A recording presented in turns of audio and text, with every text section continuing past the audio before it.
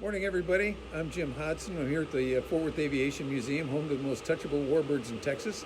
And I'm here this morning with Gary Goff. And we are here to do another episode of Fun with Aviation. And today we're going to talk about flight equipment, military pilot flight equipment. And we've got our little guy here in the corner. And Gary's going to go through, and we're going to give an overview of flight equipment first. And then after that, we are going to go ahead and talk about things a little bit more in depth. So, Enrico, welcome this morning. So go ahead, Gary. This is what would be considered the standard Cold War fighter pilot equipment that you would wear. The only difference is before the Gulf War, we all wore like what I'm wearing, your standard autograph green flight suit. But we're more interested in the equipment that you're wearing with you when you get in the cockpit. Obviously, the most impressive thing you can see is the helmet. And the reason why you need a helmet, one, is to protect your head. Two, to be able to hear and transmit radio calls, which is what you use the oxygen mask to. The microphone is in here. Plus, you want to be able to breathe while you're at high altitude. And this is obviously a sunshade. It is retractable up in here. We'll go through the iterations of a helmet here shortly because we have the many different styles and improvements of helmet. But this is the basic look for all the way through the 90s, at least the 90s. From there, we go to the next big thing, and that is this harness that you're wearing. And you'll notice on the harness that there are these clips because as aircraft progressed, instead of me wearing a parachute, the parachute was actually in the ejection seat. So you would clip on with the clips from the aircraft into the ejection seat that had the parachute so that it would hang on to you. Next thing you see or below this is the survival vest. This is an important thing to wear. From the survival vest, you're going to have all sorts of compartments. This one right here would have the radio, which this is attached to because this would not be in there. This would actually attach to the aircraft, and would go into a hole in the aircraft, and whenever, and that's how you would have the oxygen flowing throughout the aircraft. So, but in here you can see, you can put a radio, which we'll show you here in a little bit, what that actual radio looks like. You can have survival knives, you can have all sorts of stuff that you need to keep in a survival situation should you have to eject. Well, some guys would personalize it too, right? Oh gosh, yes. Oh, we would definitely personalize it to fit in there. One of the things that was very interesting is that we had to fly with a sidearm during for combat operations. So the Air Force, it was a 38 revolver because they thought that you wouldn't have the ability like this one right here. That. In case you broke an arm, you needed to have something you could operate with one hand only, and a revolver you can do that. Well, it depends on in the survival vest where that thing sits on you. And mine, the holster part was attached right here, and so as soon as I sat in the seat, I'd get pushed with the rib. So yes, you would move it to a certain place, and so you could move all of these so it fit your body when you sat in the seat. And speaking of being custom made, that's what the G-suit is. The G-suit is custom built for you. You have a standard G-suit size, and then from there you end up customizing it to your personal body, the width of your thighs and your calves and your gut. And you can see here, there's the hose to the G-suit, and I'll show you my G-suit in here a little bit. So there's two hoses. There's two hoses, one for the oxygen. This is very fascinating. Whoever came up with this idea, brilliant. You plug this thing in, and right here it plugs in like this, and right here is the flapper valve. And as soon as you pull any G's on the aircraft, the flapper valve opens up, and air from the engine comes in, blows this thing up, and these things poof, inflate really big. So and you've got bladders down on your calves as well, and on your thighs, and on your gut. Those are the big three things that you would have for a G-suit, and then of course you have combat boots that you would want. Well, explain what the G-suit is really there for. Here is my actual G-suit, and you can see that here's the bladder for your stomach. Here's the hose that goes into there, fills it. And right here is all of the stitching material that is put in here that tightens up so it gets exactly what it is for your leg. It forms to your body. Forms to your body, and then you tighten it up even more with this zipper so it stays real tight. This is where your survival knife goes. Notice that there's a big... Or the shroud cutter. Where that is, there's a string here, because the string is real important in case you drop it. And then all the stuff, pockets for you to be able to hold checklists. But the whole idea is you can see right here, there's a tube in here. You can see that it's bulked up right here. And as this thing blows up, it pushes on your legs, on your gut.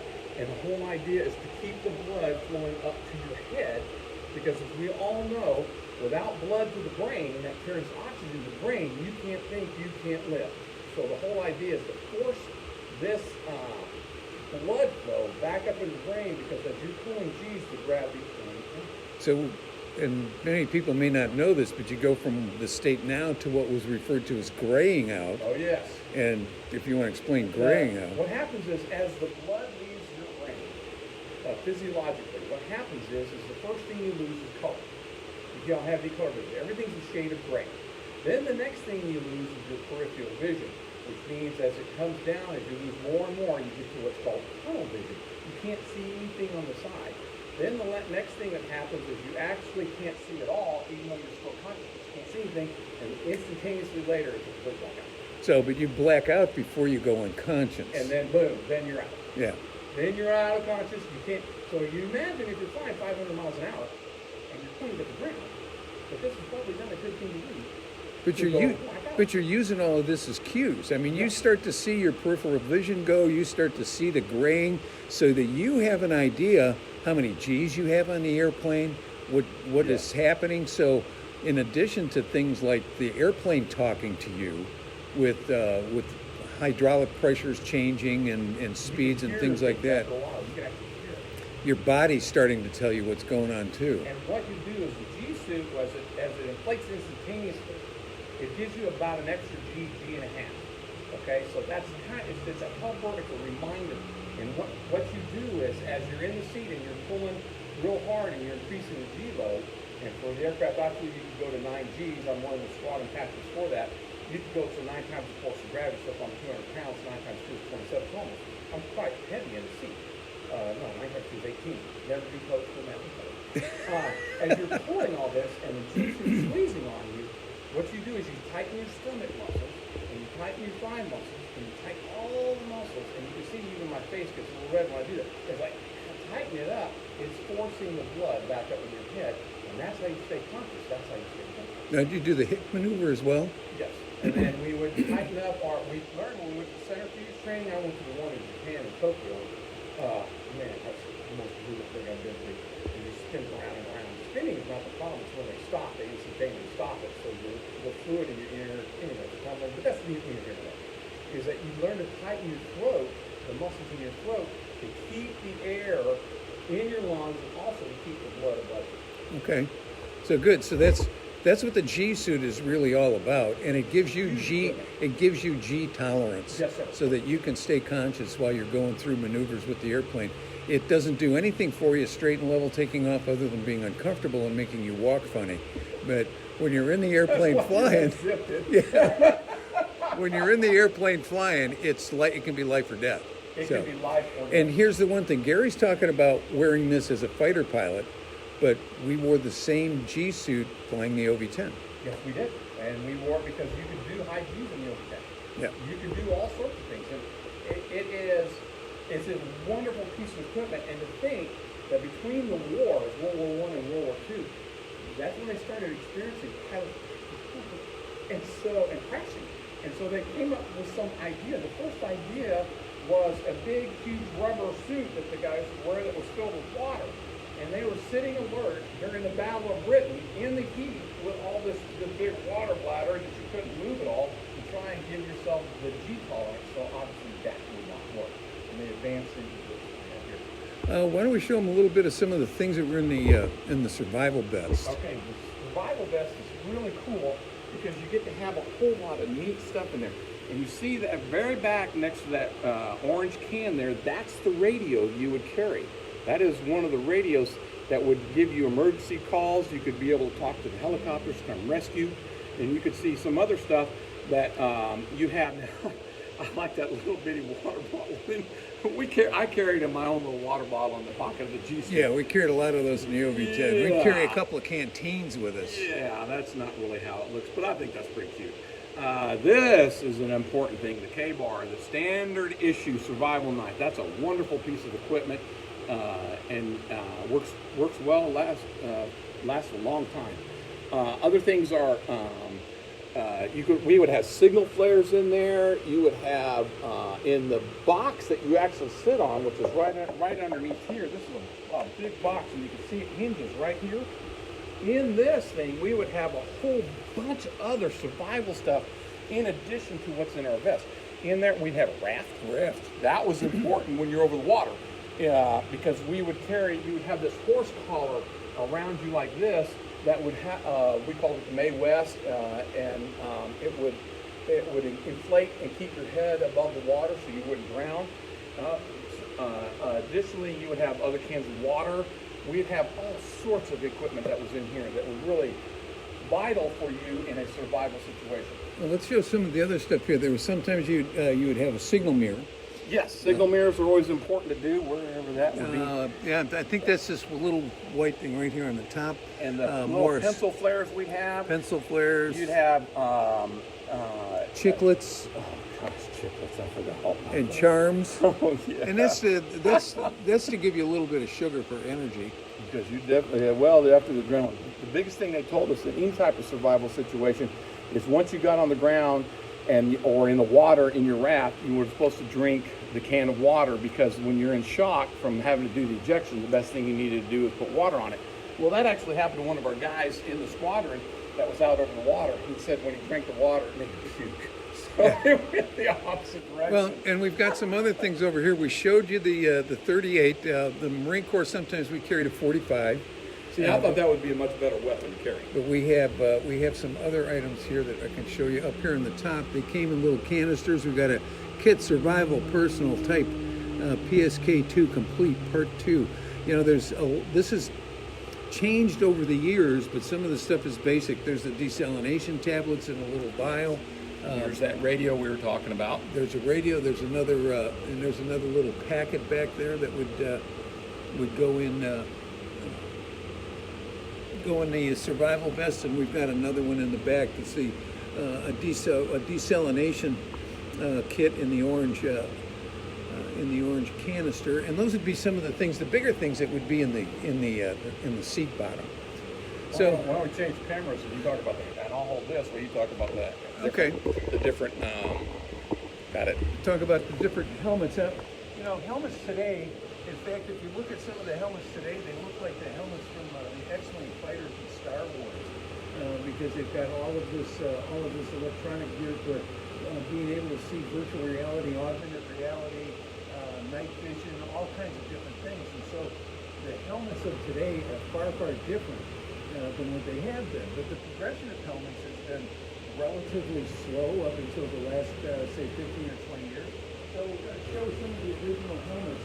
When you go back to the 1940s, what you see from the movies is the basic leather helmet, which didn't change much from the First World War. The biggest difference was the incorporation of radios. But then we got to a helmet like this, which is, Gary and I were talking about it earlier. This is the U.S. Air Force, and looks a lot like a luchador's helmet. It had snaps on here, so there was a little visor for the sun. But this was and it's mostly just leather with some foam in it. Not much to help with. This helmet, if you've ever seen the movie The Bridges of Toko-Ri, which is a Korean War era, that's what this style helmet is. That was worn by Navy and Marine Corps and Air Force pilots, mostly by naval aviators. You can see a little naval aviator thing there. But again, these are all different attempts to protect you in the airplane. These are not crash helmets. They're not going to do much for you in an actual accident. What they are going to do for you is in turbulence, or when you're aggressively maneuvering the airplane and you're throwing it back and forth, you can hit the helmet off of the canopy, which happens a lot. You've also got the ear cups in there, and it gives you a place to be able to fasten the oxygen mask to. Plus, you'll notice in both of these, there's no sun visors. Ooh, No that's sun true. visors No sun. incorporated. So you're wearing sunglasses, You're basically. wearing sunglasses with these things, which are not good, No. especially in an ejection. So then we get up to No. something here that's probably late 50s. I can't give you the nomenclature on any of these, but you can see where you can supposed to be able to. It's stuck, so it's not going to move. But this had a single visor. This had a single visor, and it is it's a sun visor.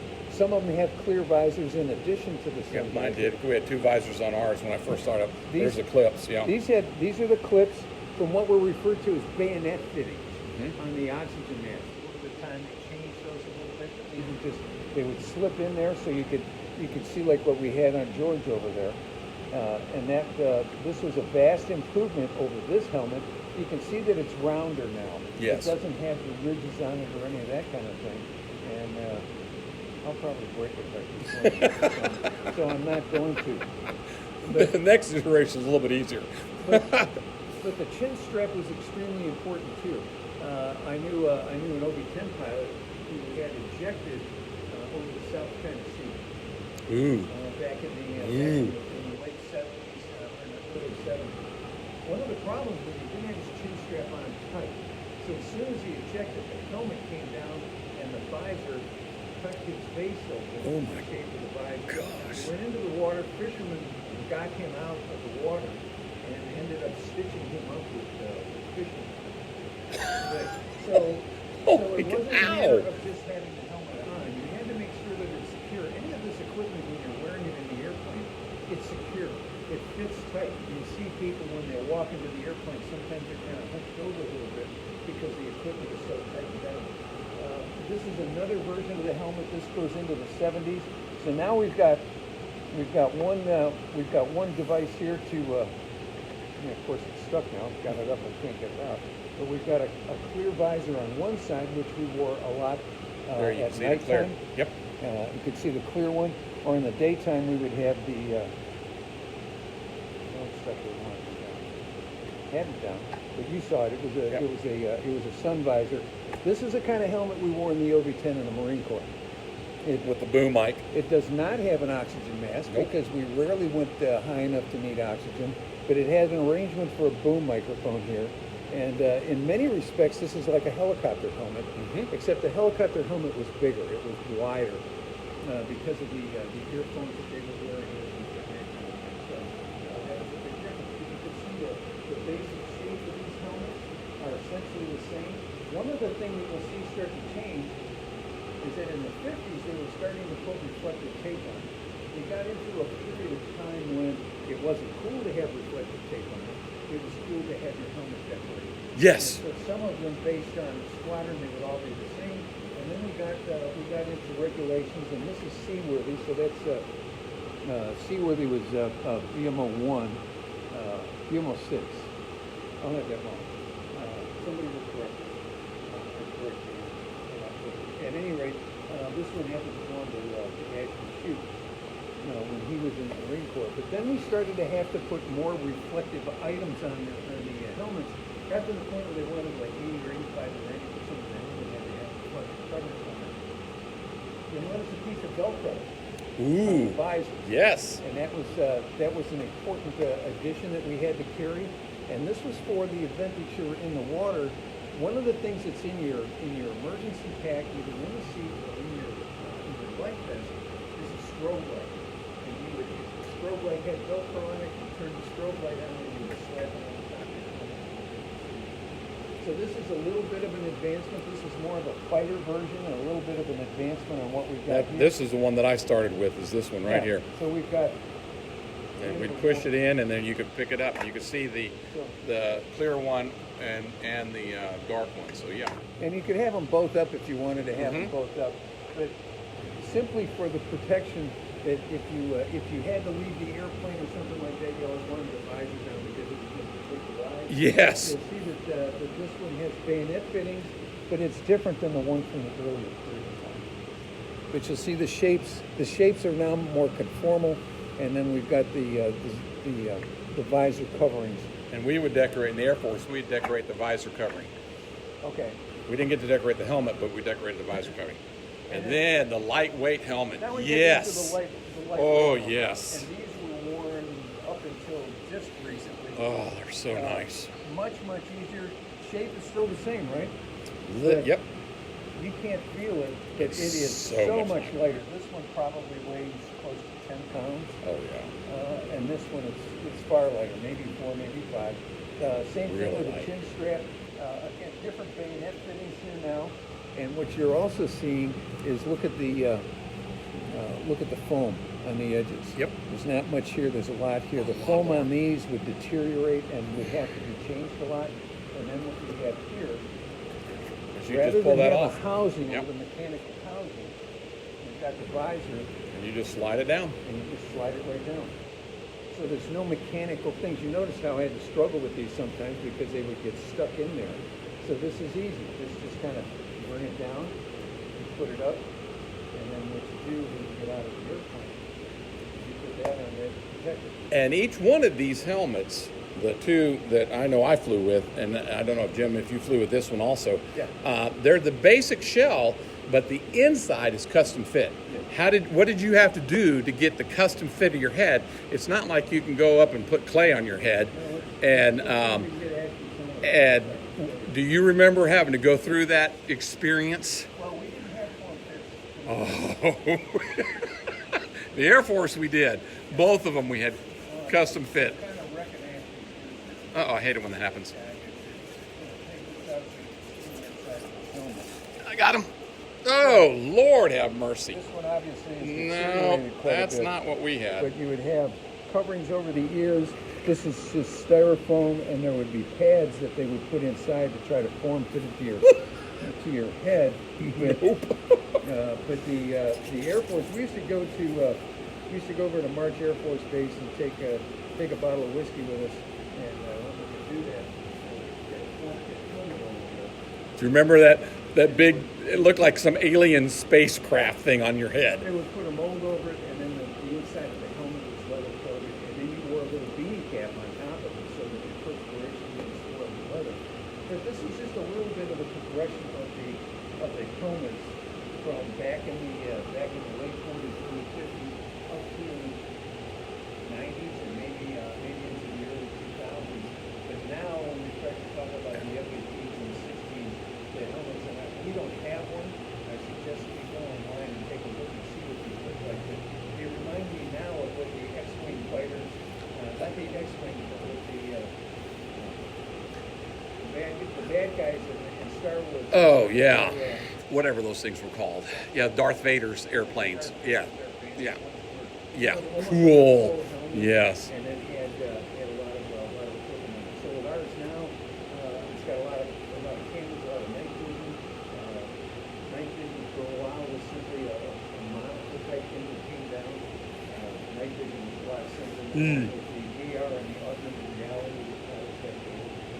So all of this stuff is designed to protect the pilot and then also aid him in his mission, regardless of the day.